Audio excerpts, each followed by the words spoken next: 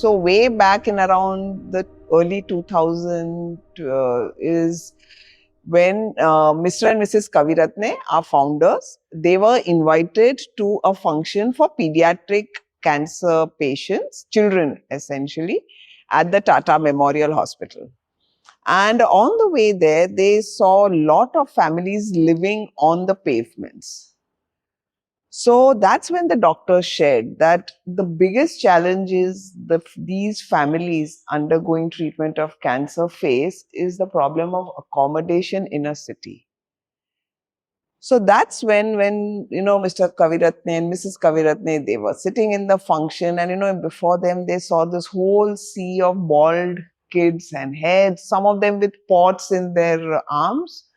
And that's when, like he says, he made a brash promise, which was that we would be able to provide an accommodation for every child who is coming to a city for the treatment of cancer.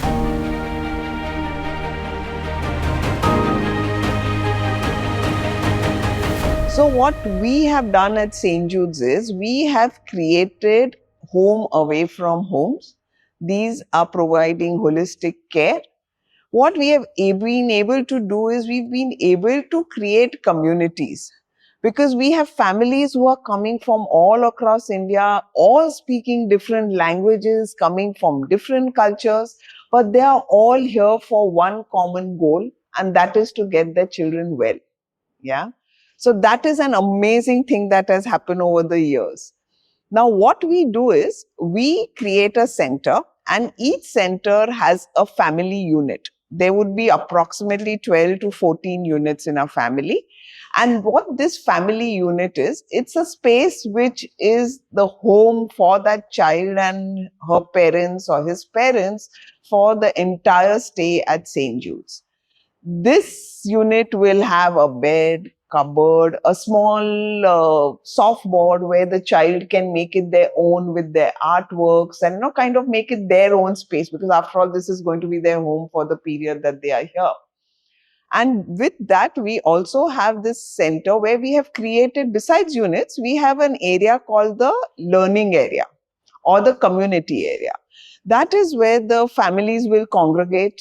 That's where they will do the education. We will have activities. They just simply are sitting there and chatting and sharing their ideas at the end of the day.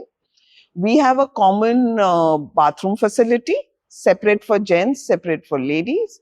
We have a common cooking facility where every family is allocated a space. They would be given a cupboard to store all the rations, utensils, nutritional supplements, everything that we are providing to them cost-free. And with that, they will be given a stove. And that stove will have where they will be doing their cooking. We realized very early on that, when we are unwell, we want to eat food which is familiar. So we realized that giving them food which we are cooking or what we are used to is not necessarily what they are used to, yeah, because they're coming from different parts of the country.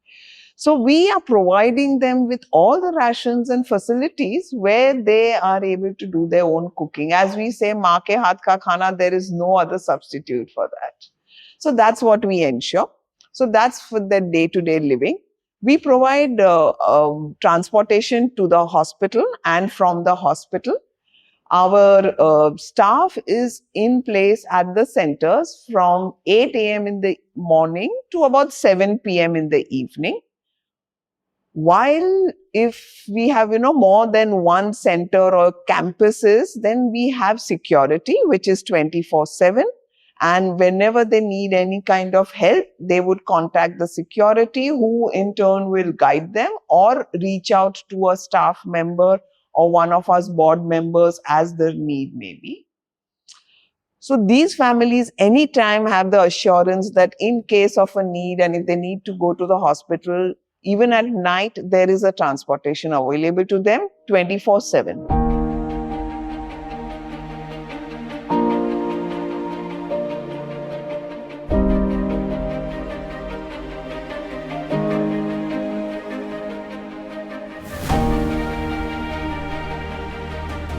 And for doing all of this, we kind of set up a sustainable model comprising of three circles. These are intertwining and interdependent circles.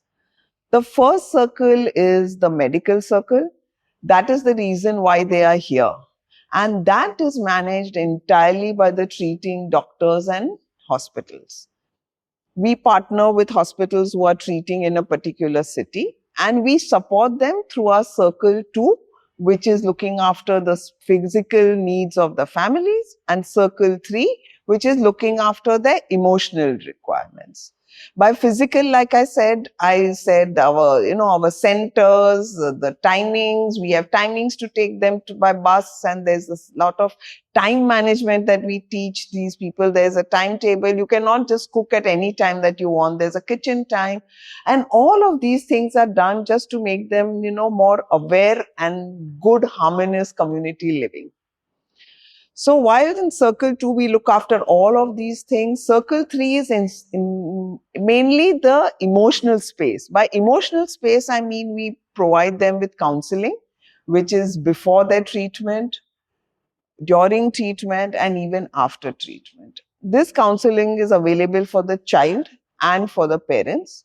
We also provide education. We feel it is very important that these children are kept in touch with education during the treatment, because often this treatment lasts anything between 6 months to 3 years. And we do not want that child not to be able to go back to school and get on with their lives later. So there is education for them. At the same time, there is even recreation, which we encourage not only for the child, but also for the parents. Things like yoga, music therapy, dance therapy. We encourage them to do all of this so that, there is a lot of stress busters in that sense. Where the parents are concerned, we have realized that we need to keep them gainfully occupied. So for this, we are actually encourage them to do skill building. By skill building, what we do is, for the mothers, we teach them things like stitching, tailoring, basket weaving. For fathers, we have courses which would teach them how to repair mobiles, which would teach them how to repair car mechanics, plumbing. These are all simple skills which would help them when they go back to even do a alternative source of income for them. Because all families that come to St. Jude, the main criteria is that they all need to have a ration card of a below poverty line. So these are all very, very needy families. So these three circles are what ensures, and that's the model that we've created for a sustainable model. We have another very firm belief. Once a St. Jude child, always a St. Jude child. Yeah.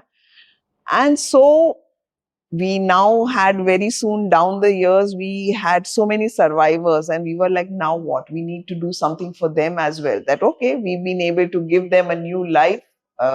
They have survived, they've gone through it all. But now we need to make them not only independent, but we also need to provide a quality of life.